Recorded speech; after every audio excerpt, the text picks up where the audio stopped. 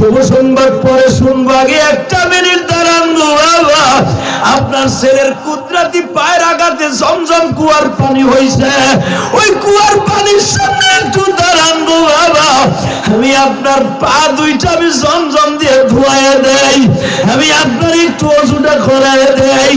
আমি আমার মালিককে বলতে পারবো, মালিক আমার জাতির পিতাকে একদিন আমি নিজের হাত দিয়ে আমি ওযু করাই দিয়েছিলাম, জীবনের কোন আমল যদি কবুল না হয় গো, তোমার ইব্রাহিম খলিলের ভালোবাসা একদিন পেয়েছিলাম, যেই পাথরে দাঁড়ায় আপনি কাবা ঘর নির্মাণ করছেন, ওই পাথরটা এখনো কাবা ঘরের দরজার সামনে রেখে দিয়েছি। বাবা মাত্র একটা মিনিট দাঁড়ান গো। ইব্রাহিম পাথরে দাঁড়াইলেন গো বাবা, জমজমের এক মশক পানি দিয়ে পাউটা ধুয়ে দিলেন, মাথাটা মুছে দিলেন, চুলটা টান দিয়ে বের করে হাত পাউটা মুছে দিলেন। বাবার বুকের মধ্যে নিয়ে ঘরে গেলেন, টুকটুক করে বলে, বাবা আর মাত্র 2টা মিনিট টাইম দেন, আমি আপনার ঠান্ডা এক গ্লাস শরবত বানিয়ে দেই।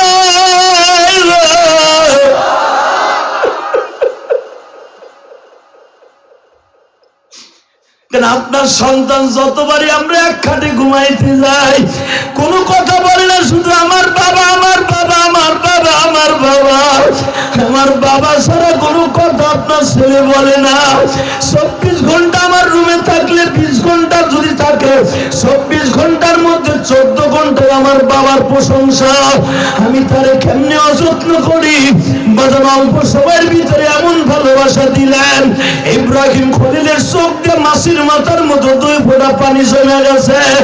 ইব্রাহিম খলিল পুত্রবধূর মাথাটা বুকের সাথে লাগাইয়া বলে, মারে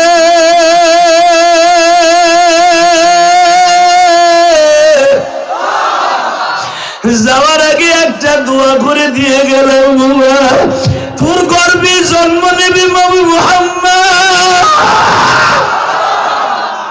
তোর ঔরাসে জন্ম নেবে নবী মুহাম্মদ। মা আমি দোয়া করে গেলাম, উম্মতি মুহাম্মাদের মা হিসাবে প্রতিষ্ঠিত তুই রে মা, আমি তোর জন্য দোয়া করে দিয়ে গেলাম, আমার সন্তান ইসাকের থেকে হাজার হাজার সন্তান নবী দুনিয়া আসবে, কিন্তু আমার ইসমাইলের থেকে তোর গর্ভের ধারাবাহিকতায় একজন মাত্র নবী আসবে, যার নামে শুরুতে থাকবে ও মা أرسلناك إلا رحمة للعالمين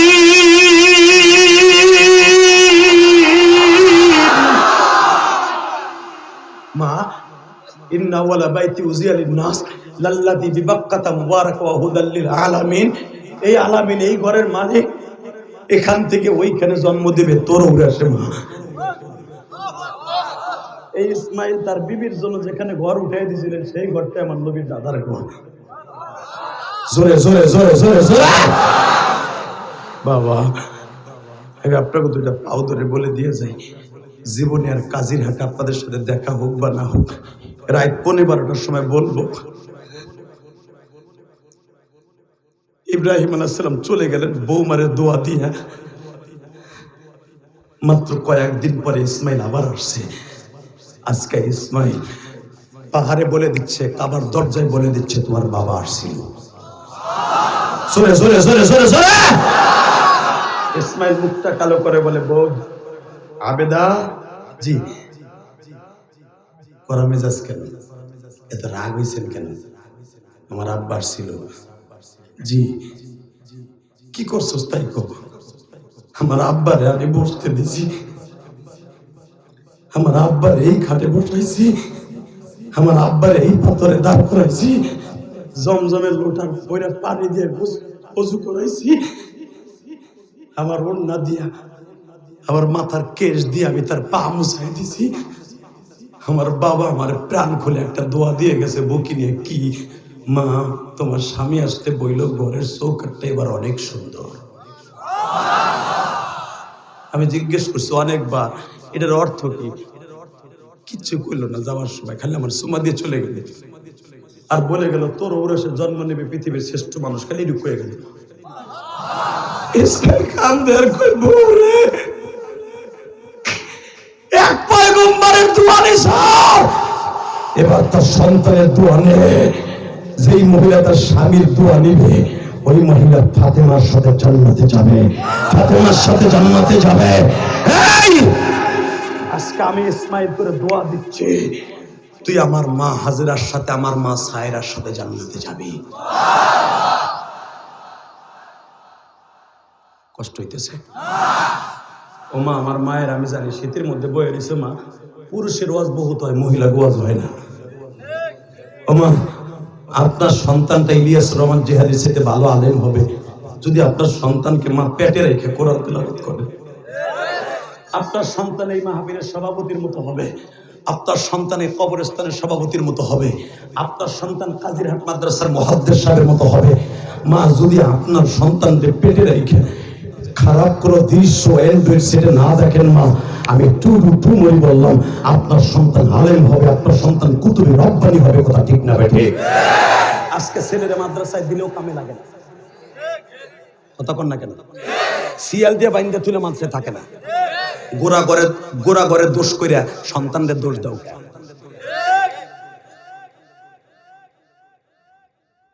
কষ্ট হয়। এই এখন যেটা বলতে চাইতেছি, এত কিছুর পরে ইসমাইল ওখানে রেখে দিলেন। ইসহাককে বললেন, বাবা ইসমাইল দিনে কাবাঘর বানাইছে, আয় তোরে নিয়ে একটা কাবাঘর বানাই, বাইতুল্লাহ বানাই, যেটার নাম মসজিদে আকসা, যেটাকে বাইতুল মুকাদ্দাস বলেন। এটা কিন্তু ইব্রাহিম আর ইসহাক বানিয়েছে। আর বাইতুল্লাহ কাবাঘর ফিহি আয়াতুম বাইয়িনাতুম মাকাম ইব্রাহিম ওয়া ইদ ইয়ারফাউ ইব্রাহিমুল কওয়াইদ মিনাল বাইতি ওয়া ইসমাঈল। ইসমাঈল আর ইব্রাহিম বানাইছে কাবাঘর, বাইতুল্লাহ। আর মসজিদে আকসা ফিলিস্তিন, যেটা এখন ওই বেজরমা ইহুদির বাচ্চারা, আজকে বনি ইসরায়েলের জাতেরা ইহুদির বাচ্চারা যে বেজরমা গুলা, সিন্নিমুল গুলা, রোহিঙ্গার বাচ্চাগুলা আজকে আমার মুসলমানের মা কোল খালি করছে, বাচ্চাগুলাকে এতিম বানাচ্ছে।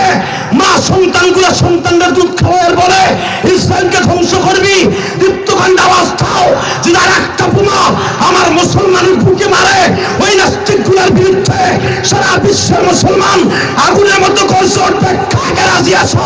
আল্লাহকে তো হাত তুলে দেখে নাও।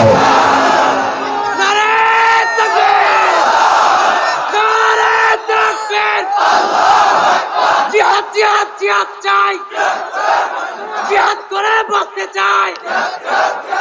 সাবিলুনা সাবিলুনা আল জিহাদ। মাশাআল্লাহ বলেন। এই মুসলমানের সন্তান, এই পাবনা কাজিরহাট সাক্ষী রেখে গেলাম এই রাত 12টার সময়, যারা বলেছেন আল জিহাদ আল জিহাদ আল জিহাদ আল জিহাদ আল জিহাদ, আপনি জঙ্গি বানায়েন না। আল জিহাদ এটা কোরআন শরীফের শব্দ। ফিলিস্তিনে যেটা চলতেছে সেটা ডাইরেক্ট আল জিহাদ। কথা বলেন না কেন? আল্লাহ ফিলিস্তিনকে আপনি রক্ষা করেন। জোরে আমিন, আর জোরে আমিন। আপনার কুদরতি হাত দিয়ে ফিলিস্তিনকে রক্ষা করেন। ফিলিস্তিনের জন্য একটা তাকবীর দেওয়ার দরকার আছে না নাই? এবার তৃপ্তকণ্ঠ একটা মাহফিলের মাঝখান থেকে একটা মর্তে মুজাহিদ দাঁড়ায় যাব। যেই জমিনে ঘুমিয়ে আছে আমার জাতির পিতা ইব্রাহিম, যেই জমিনে ঘুমিয়ে আছে নবী ইসহাক, যেই জমিনে ঘুমিয়ে আছে নবী আইয়ুব, যেই জমিনে ঘুমিয়ে আছে নবী ইউনূস, যেই জমিনে ঘুমিয়ে আছে নবী ইউসুফ, যেই জমিনে ঘুমিয়ে আছে আইয়ুব নবী, যেই জমিনে ঘুমিয়ে আছে ইউনূস নবী, যেই জমিনে ঘুমিয়ে আছে জাকারিয়া নবী, যেই ফিলিস্তিনে ঘুমিয়ে আছে ইয়াহইয়া নবী, যেই জমিনে ঘুমিয়ে আছে মা মারইয়াম, এই ফিলিস্তিন কোনদিন বেজন্মাদের হাতে দিয়ে যেতে পারে না, পারে না, পারে না, পারে না।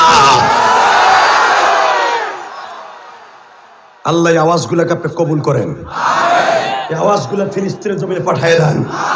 ধন্যবাদ জানান আমার মাননীয় প্রধানমন্ত্রীকে। দাদা মোদি ইসরায়েলের পক্ষে, চায়না ইসরায়েলের পক্ষে, ব্রিটেন ইসরায়েলের পক্ষে, রাশিয়া ইসরায়েলের পক্ষে। একমাত্র ছোট্ট আমার বাংলাদেশ সাহস করে একটা মহিলা মানুষ বলে ফেলেছে আমি ফিলিস্তিনের পক্ষে। শুধু একটা কথার আবার শুনতে চাই, আমি গোপালগঞ্জ টুঙ্গিপাড়ার সন্তান, এই জন্য আমি দালালি করছি না। আমার মুসলমানের পক্ষে আওয়াজ দিছে, এই জন্য আমি তাকে ধন্যবাদ জানাই, থ্যাঙ্কস জানাই। প্রাণ খুলে দোয়া করি প্রধানমন্ত্রীর জন্য, মৃত্যুর আগ পর্যন্ত আপনি ফিলিস্তিনের পক্ষে থাকবেন। মারহাবা বলেন। শুধু একটা কথা বলবেন, মানে প্রধানমন্ত্রী খুব ভালো কাজ করেছেন, রাস্তাঘাট, ট্যানেল, কর্ণপল্লী সব ট্যানেল করছেন, উড়াল সেতু করছেন, সব করছেন, পদ্মা সেতু করছেন, আমরা খুশি হয়েছি। আর একটা কাজ যদি ইলেকশনের আগে করতেন আমরা সবাই খুশি হতাম। রফিকুল ইসলাম মাদানিকে ছেড়ে দিয়েছেন, তাহাজ্জুদ পড়ে উলামায়ে কেরাম দোয়া করে। আমির হামজাকে 3 দিন আগে ছেড়ে দিয়েছেন, সবাই আপনার প্রতি খুশি। প্রত্যেকটা মাদ্রাসায় আপনার জন্য দোয়া করে, আপনি জানেন না, কারণ আপনার ডিজিয়া ভাইরা তার মাদ্রাসায় ঘুরে জঙ্গি তালাশ করে, কিন্তু দোয়া দেয় এটা তার তালাশ করে না। আপনি জানেন না, প্রত্যেকটা মাদ্রাসায় দোয়া হচ্ছে আমির হামজাকে ছাড়ার পরে।